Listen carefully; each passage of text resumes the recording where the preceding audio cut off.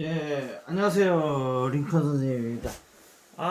저거 좀 전에 찍은 동영상도 또 조금 이렇게 많이 좀 안 나왔더라고. 이번에는 어떨지 모르겠는데 지금 카메라를 살짝 좀 뒤로 밀었는데 아마 이번에는 괜찮지 않을까 생각이 되는데 하여튼 죄송합니다. 저녁 이제 7시 조금 안 됐는데 오늘 피곤하네요. 오늘 이런저런 좀 많이 좀 뛰어다녔더니 일단 뭐 저희 이제 교재 출판하는 것 때문에 이것저것 알아보러도 좀 많이 다녔었고 그다음에 이제 또 신봉동 저희 있는 것 때문에도 여러 가지 지금 뭐 좀 가능성을 놓고 어떻게 하는 게 제일 좋을지 이렇게 아직은 다 결정된 상태가 아니기 때문에 시장자 차원에서 이런저런 사람 만나서 미팅도 하고 뭐 이런저런 정보도 좀 얻고 그래서 뭐 프랙티컬한 유용한 팁도 많이 있었고 그다음에 또 아직까지는 좀 더 이렇게 조사하고 연구를 해야 될 단계인 것 같아요. 그래서 어찌됐든 굉장히 바쁘고 피곤한 하루를 보냈습니다. 그리고 이제 저희 어머님이 이제 그 노인성 치매가 좀 있으신데 원래 사업을 많이 하시던 분이라 제가 이제 요즘 사업차 이렇게 미팅을 할 때 좀 같이 많이 모시고 다니거든요. 그러면 조금 운동 삼아 이렇게 다니시면 지루해 하시지도 않고 집안에 계속 계시니까 너무 심심해 하시고 무료해 하셔서 저도 오히려 뭐 좀 신경 쓰이는 측면도 있지만 어머님이 또 치매가 있으셨어도 사업을 많이 하시던 분이라 또 이렇게 하다가 또 유용한 팁도 조금씩 주세요. 그래서 저도 뭐 어머님을 이렇게 모시고 다니고 있는데 이제 오전에는 좀 요양사 선생님 오셔서 좀 돌봐주시고 또 이제 누나랑 저랑 번갈아 가면서 좀 돌봐드리고 있는데 이제 아버님도 연세가 많으셔서 아버님도 좀 돌봐드려야 되고 하여튼 또 집안 식구 중에 치매가 있으신 분이 계시니까 근데 저는 개인적으로 제가 뭐 어머님한테 당연히 또 자식으로서 잘해드려야 되는 거기 때문에 뭐 힘든다는 생각보다는 그래도 이런 시간이 저한테 주어져서 어머님한테 제가 효도를 해드릴 수 있는 시간이 주어졌다고 생각해서 굉장히 뭐 때때로 힘들기도 하지만 그래도 굉장히 행복하고 소중하게 어머님하고 시간을 보내고 있는데 다음에 언제 기회가 되면 어머니 그런 모습도 한번 찍어서 근데 오늘 굉장히 재밌는 일이 있었는데 뭐 이게 화면으로 어떨지 모르겠는데 어머님하고 이런 일이 있었어요. 오늘 어머님 제가 이제 허리 운동을 허리가 좀 아프시다 그래서 운동을 같이 시켜드리는데 이렇게 허리를 이렇게 돌리는 운동을 같이 해드리려고 엄마 이 원처럼 이렇게 돌려보세요 그랬더니 어머님이 아마 이렇게 허리 돌리는 게 힘들으셨는가 봐요. 허리는 이렇게 가만히 있고 몸을 이렇게 돌리시더라고요.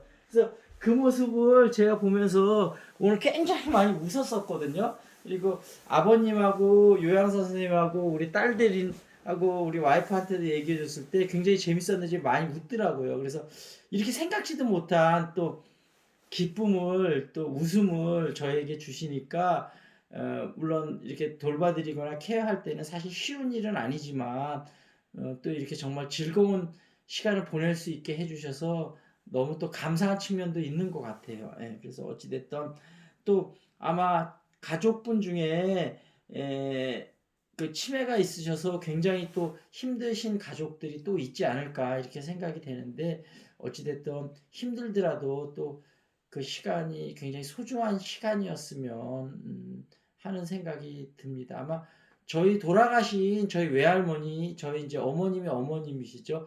또 치매로 많이 고생하시다 돌아가셔서 그때 어머니도 굉장히 좀 고생을 많이 하셨었는데 저는 그때 외할머니 기억이 너무 생생하고 물론 외할머님이 또 치매 걸리셔서 힘든 것도 있었지만 그때 기억이 정말 또 많이 나고 저희 어머님이 그때 외할머님하고 너무 또그 비슷하게 늙어가시더라고요. 그래서 치매는 약간 유전적인 영향도 있는 것 같은데 이제 보통 알츠하이머 병이라고 많이 얘기하고 그다음에 디멘시아 이렇게도 표현을 하더라고요. 그래서 이제 그런 표현이 있었다는 거 하나 알려드리고 오늘은 좀 우리가 영어 표현을 하고 그다음에 제가 오늘 동영상을 본 것 중에 존 리라고 잘 아실 거예요. 그래서 존리가 부자 되는 법에 대해서 막 설파하는 게 있는데 거기서 좀 생각해 볼 점도 좀 있고 자녀 교육에 있어서도 좀 우리가 생각해 볼 점이 좀 있는 것 같아서 그 얘기를 조금 있다가 조금 또 한번 드려보도록 하겠습니다. 자, 일단은 오늘 네이티브는 쉬운 영어로 말한다. 여기 표현을 조금 보도록 할게요. 음, 당연하지, 물론이지, 뭔 얘기 했을 때 그렇게 얘기할 때 you bet 그럴 수도 있고 you said it 그렇게 할 수도 있고요. 그다음에 무슨 부탁을 할 때 그럼요, 문제 없어요 할 때 no problem 할 수도 있고 sure thing 이렇게 할 수도 있고 그다음에 그러니까 당연한 소리는 왜 해? 이럴 때 tell me about it 이렇게 할 수도 있고 야, 네 말 맞는 말이다. 무슨 말 했을 때, 네 말 맞는 말이다 했을 때, you can say that again.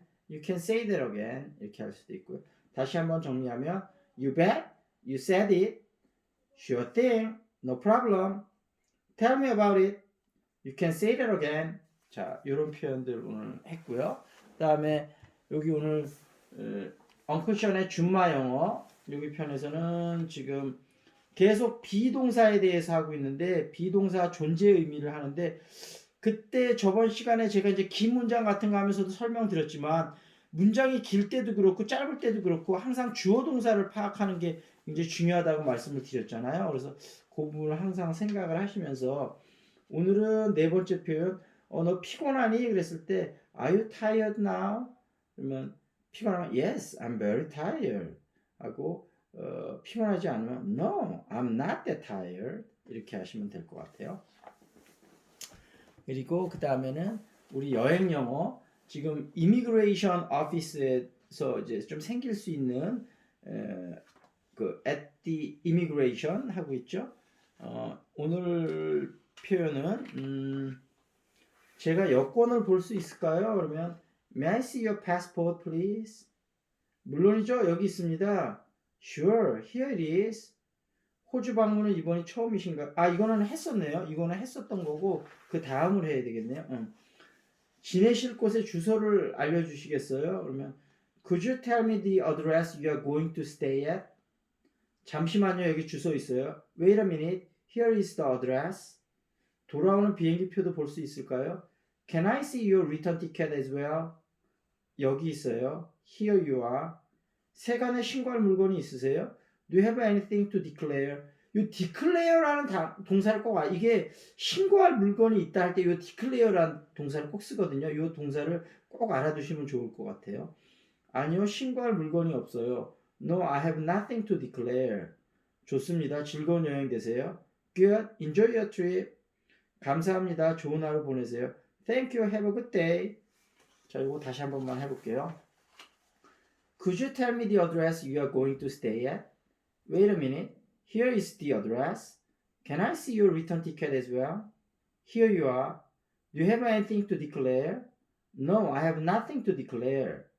Good. Enjoy your trip. Thank you. Have a good day. 자, 이렇게 어렵지 않으셨죠? 특히 뭐 초보자분들은 조금 어려우실 수 있는데 초보자만 조금 지나신 분들한테는 전혀 어려운 표현이 아니라 이런 부분은 크게 어려움 없이 여러분이 다 따라오실 수 있지 않을까 이렇게 생각을 합니다.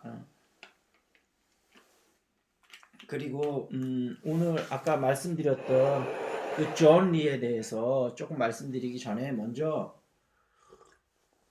제가 오늘 이제 유튜브를 보면서 존 리 좀 전에 어떤 40대 후반쯤 되는데 자수성가해서 나름대로 뭐 엄청난 부자는 아니지만 그래도 어느 정도 부를 일군 그 사람이 이제 인터뷰하는 모습을 봤는데 그분은 그런 얘기를 하대요. 자기는 상식적으로 살아왔고 상식적으로 투자를 해왔고 그렇게 어렸을 때는 오히려 고생을 굉장히 많이 했었는데 고생을 많이 했으니까 뭐 나름대로 조금 돈을 벌게 된 다음에 돈을 허투루 쓰거나 아니면 허투루 투자하지는 않았었겠죠. 근데 그분이 하는 얘기 중에 기억에 남는 얘기 중에 하나가 주변에 부자가 된 사람들이 있고 부자가 못 된 사람들이 있는데 가장 큰 차이점 중에 하나는 이제 조금 그 부자가 되기 힘든 유형의 타입 중에 하나가 너무 다른 사람 말에 휘둘린다는 거예요. 그러니까 조금 이런 정보 있으면 뭐 팔랑긴 거죠. 이렇게 그럼 이게 더 맞는 건가? 그러니까 물론 다른 사람이나 조언이나 뭐 그런 거에 이렇게 귀를 기울이는 거는 뭐 중요하지만 중요한 거는 자신만의 분명히 돈에 대한 인생에 대한 철학이 있어야 된다는 거죠. 그러면 아무래도 남의 말에 좀 덜 흔들린다고 하는데 그 말이 일견 맞으면서도 저도 그러려고 노력은 하는데 저는 막 남의 말에 쉽게 흔들리는 타입은 아닌데 뭔가 한 가지 제가 미치거나 꽂히면 그냥 너무 생각 없이 거기에 몰두하는 타입이라 그래서 사실은 좀 손해를 봤거든요. 그래서 앞으로는 내가 아무리 좋아하는 일, 그러니까 내가 좋아하는 일을 하고 잘하는 일이 다를 수 있잖아요. 그러니까 그거를 좀 냉정하게 분석을 해서 내가 좋아하는 일이라 하더라도 잘하는 일이 아니라면 뭔가 나의 욕심을 어느 선에서 적절하게 제어를 할 필요가 있을 것 같고 그걸 주변 사람들의 그런 조언을 좀 들을 필요가 있었고 제가 제 약점이 뭔지를 알았으니까 제 약점에 대해서 좀 냉정하게 판단하고 그다음에 약점을 잘 알고 그거에 대한 적절한 방어를 할 수 있어야 되겠죠. 그래서 자기의 약점을 파악하고도 만약에 자기가 적절하게 제어를 못한다면 정말 미저러블한 일이 생기겠죠. 그러니까 저도 그런 일을 경험을 했기 때문에 더 이상은 그런 일이 생기지 않도록 잘 제가 제 자신을 에, 컨트롤하고 제어할 수 있도록 그런 경험들을 통해서 뭔가 소중한 걸 배웠어야지. 경험들을 통해서도 뭔가 제가 소중한 거를 얻지를 못했다면 정말 저는 이디엇 바보가 되는 거죠. 그러니까 어, 그런 사람이 되지 않도록 저도 노력을 할 것이고 그다음에 이제 오늘 존리가 한 것 중에서 뭐 수긍이 많이 가는 말도 있고 일견 우리나라에서는 조금 또 생각해 봐야 되는 측면도 있고 이런데 존리가 얘기하는 주장은 이거예요. 예를 들면 미국에서 예를 들면 부를 많이 이룬 유태인들 같은 경우도 그렇고 주식을 장기 투자로 산다는 거죠. 그러니까 이거를 우리나라는 주식을 사고 팔 때 매매 차익으로 생각하면서 많이 접근을 하잖아요. 그래서 그렇게 하면 안 되고 주식에 투자하는 건 맞는데 이거는 시세 차익이나 매매 차익을 통하는 게 아니고 예를 들면 워런 버핏 아시죠? 그 미국의 전설적인 투자가 이 사람처럼 장기적인 오너십이라고 생각하는 거죠. 내가 이 회사의 오너다 이렇게 생각하고 정말 장기 보유할 주식들을 사서 그 주식을 장기 보유를 해야 되는데 만약에 그 장기 보유할 주식인지 안 하기 위해서는 기본적인 공부는 좀 해야 되겠죠 주식에 대해서. 그리고 그 기본적인 주식에 대한 공부를 하면서 세상에 대해서도 많이 알게 되고 회사가 어떻게 또 경영을 하는지 그런 거에 대해서도 알게 되고 그래서 장기에 보유할 주식을 사야 되고 본인이 그럴 시간이 없다 그러면 펀드를 사는 것도 하나의 대안인데 펀드를 사도 펀드에 대한 공부는 좀 해야 된다는 거예요. 이 펀드에 대한 운영하는 사람들은 누구고 운영하는 사람들의 철학은 무엇이고 그다음에 이 사람들이 과연 자기들 펀드에 자기들 돈을 진짜 집어넣고 있는지 그러니까 선진국에서는 이런 것들이 이제 기본적인 체크 사항들이라는 거예요. 근데 우리나라에서 솔직히 그런 거 체크하고 펀드 사시는 분 없잖아요. 그러니까 없다기보다도 많지 않죠. 그러니까 존리라는 분이 한 말이 어떻게 보면 너무나 당연하고 맞는 말인데 우리나라에선 실제로 잘 적응은 안 되고 있다. 그래서 우리나라에서 만약에 그런 접근법으로 한다면 주식도 당연히 좋은 재테크의 수단이 하나 되겠죠. 근데 우리나라가 그런 이제 문화가 정착이 안 돼 있고 그런 식으로 투자하는 분이 많지는 않은 걸로 생각이 되거든요. 그래서 만약에 우리가 그런 식으로 그러니까 주식시장은 영어로 스탁 마켓이잖아요. 그런 식으로 롱텀 골을 갖고 그렇게 인베스트 투자를 하신다면 물론 좋은 대안이 될 수 있겠죠. 그러니까 결국은 우리가 부동산에 투자를 하든 주식에 투자를 하든 롱텀 골을 가지고 합리적이고 그 다음에 적정한 수익을 타겟으로 해서 노린다면 크게 손해 날 일은 없겠죠. 근데 이제 얼마만큼 나의 투자의 나의 성향은 무엇이고 그다음에 얼마나 롱텀 골을 갖고 인베스트 할 수 있느냐 이게 결국은 투자의 성과를 가르는 거겠죠. 그래서 이제 저하고 이제 여기 그 교육사업 파트너인 션도 그런 얘기를 많이 해요. 링컨은 어떤 직접을 사업하기보다는 인베스터 투자가다. 근데 뭐 그 말도 일견 맞긴 한데 제가 투자가로서의 소질이 그닥 있는 것 같지는 않아요. 근데 지금까지 부족한 점이 많았고 앞으로 이제 많이 보완을 하면 이제 뭐 정말 리얼 인베스터가 될 수도 있겠죠. 그래서 아직은 많이 부족해서 그런 자질을 많이 쌓아야 되는 단계다. 이렇게 생각을 하고요. 그 다음에 오늘 아까 이제 테니스 얘기를 조금 하다 말아서 아니 이제 누가 또 그렇게 이제 좀 어, 해주시다 영어 전문가인데 테니스에 대해서 많이 아는 영어 전문가로 나를 포지셔닝 하면 어떻겠냐, 테니스에 대해서 제가 정말 많이 알길래 그런 조언을 해주시길래 그것도 앞으로 제가 테니스를 전문적으로 아는 영어 전문가 이런 사람은 아직 우리나라에는 없으니까 그런 걸로 내가 포지셔닝 하는 것도 하나의 방법일 수 있겠다. 그래서 이제 두 가지, 하나는 그 여러 가지 책을 추천해 주는 영어 전문가, 그다음에 하나는 테니스에 대한 영어 전문가, 이렇게 두 가지 책에 대해서 추천하는 건 제가 지금 계속 많이 하고 있으니까 아까 이제 테니스에 대한 얘기가 좀 더 나왔으니까 오늘 그런 거에 대해서 조금 더 한번 얘기를 해주죠. 제가 이제 호주에 있을 때 한참 그 테니스를 보면서 영어 실력을 많이 늘렸다 그랬는데 그 당시에 한참 그 호주에서는 인기 있는 테니스 스타가 누구였었냐면 한참 그때 그 레이튼 휴잇이라는 테니스 선수가 있었어요. 그래서 이 선수가 그렇게 길진 않았지만 어찌됐든 US 오픈에서 한 번 우승하고 윈블던에서 한 번 우승하고 한 1년 반 정도 세계 1위를 하다가 바로 그 로저 페드로가 세계 1위로 등극하게 되면서 이제 서서히 저물게 되는데, 레이튼 휴잇이 막 뜨기 시작할 때 그 라프터라고 또 서브 굉장히 좋고 발리 잘하는 또 선수가 있었어요.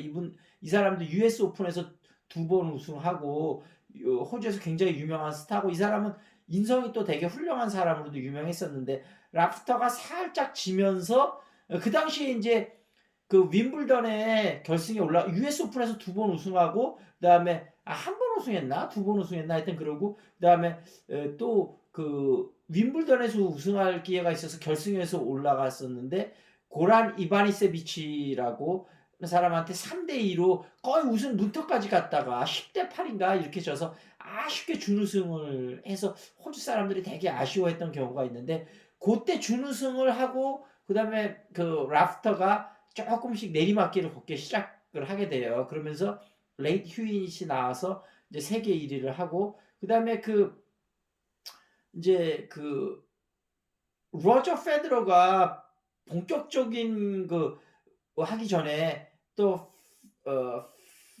페드로가 아니고 페레론가 하는 그 클레이 코트에서 강한 스페인 친구가 있었는데 그 친구가 잠깐 뭐 세계 1위도 했었고 그다음에 레이트 휴잇이 했었고 또 앤디 러딕이 또 US 오픈에서 한 번 우승했잖아요. 그래서 그렇게 짧게, 그리고 마라사핀이 있었고요. 마라사핀이 또 2번 우승했죠.